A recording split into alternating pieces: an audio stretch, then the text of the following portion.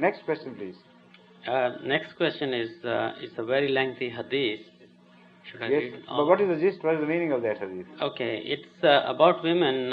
Ibn Umar relates that Holy Prophet said, "Oh yeah, party of women." I'll come to the question, which is at the end. Could you please clarify for me in what sense women are deficient in intelligence? I know, yes. That's the question. It is a hadith. I have yet to see, to investigate about the authenticity of this hadith. So, considering this was said, we have found that in some ways women are deficient in their attitude. In some other ways they are very intelligent, very clever, even superior to men. Hazrat Aisha Siddiqa radhiyallahu anha was also a woman, and she taught half of Islam to the whole of the world. So this hadith should not be misinterpreted. There are certain tendencies in women which are considered as deficient. For instance, they backbite. For instance, when they get together, at least in our country, in most of the world, they talk of trivial things, of fashion, of clothes, and this person's beauty, that person's beauty, other people's faults, and so on and so forth. And they tend to indulge in small talk.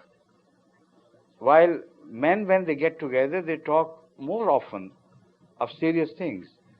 Only some wicked people, of course, indulge in filthy talk too.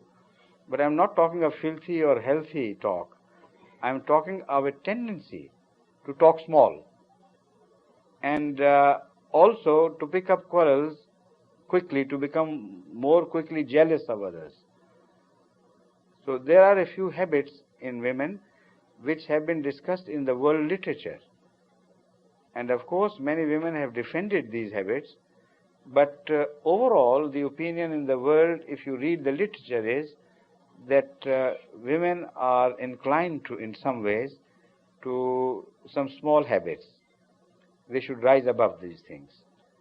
That does not mean that Islam condemns women as small things, because you must read other sayings of the Holy Prophet to know what real attitude of Islam is towards women. Hazrat Rasulullah sallallahu alaihi wasallam at one place said that the door to heaven lies under the feet of your mothers. Mothers are not men. You know that, don't you?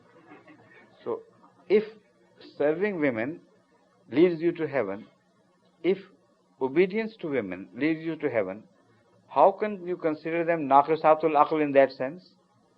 Deficient in mind? Because if they were deficient, they would not lead you to ultimate deliverance from sin and entrance to heaven, and lead you to enter heaven.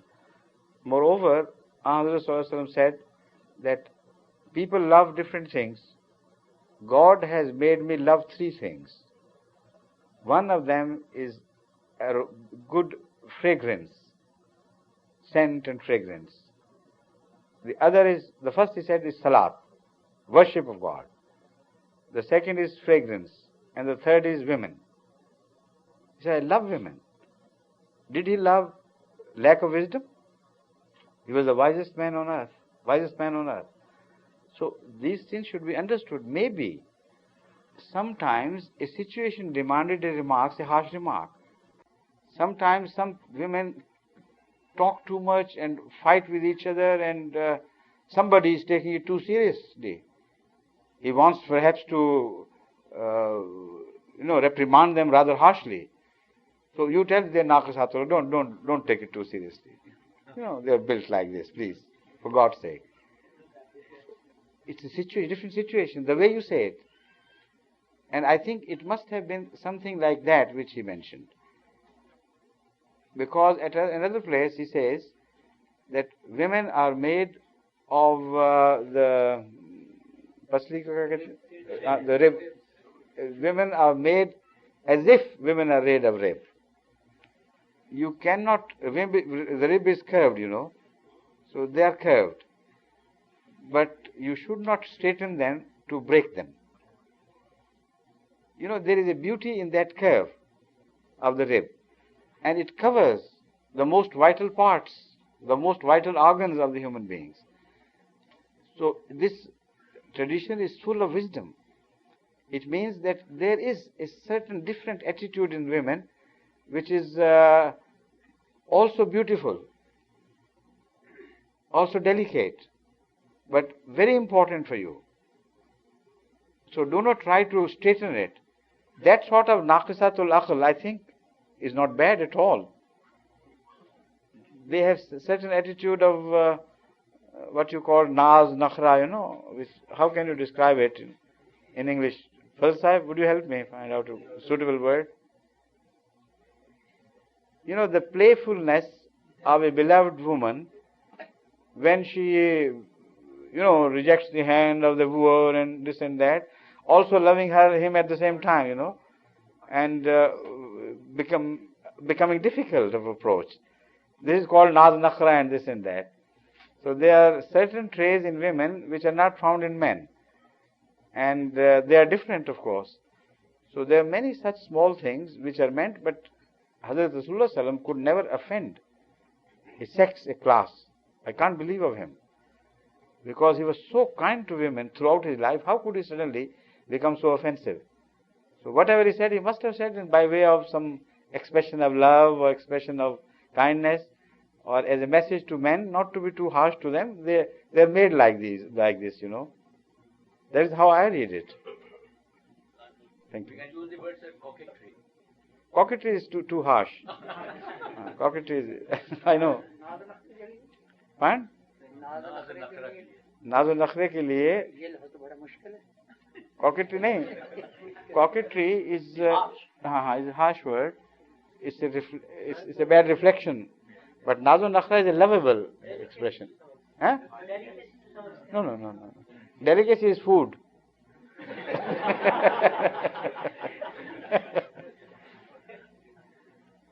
I think in poetry there has to be some word. I remember once I read in English poetry some words which are comparable in connotation with the word naz, nakhra. If somebody comes to me and just to play and to excite him more and to make myself more precious to him, I turn back, no, please, no. That is naz. I don't mean it, but only to make myself dearer to him, I behave as if I don't want him. So more urge is born in him. That sort of behavior is called naz nakhra. Playful things, in English you can say the habit of being playful. But that playful does not exactly carry the sense of naz nakhra. It is a much wider and slightly different word as well.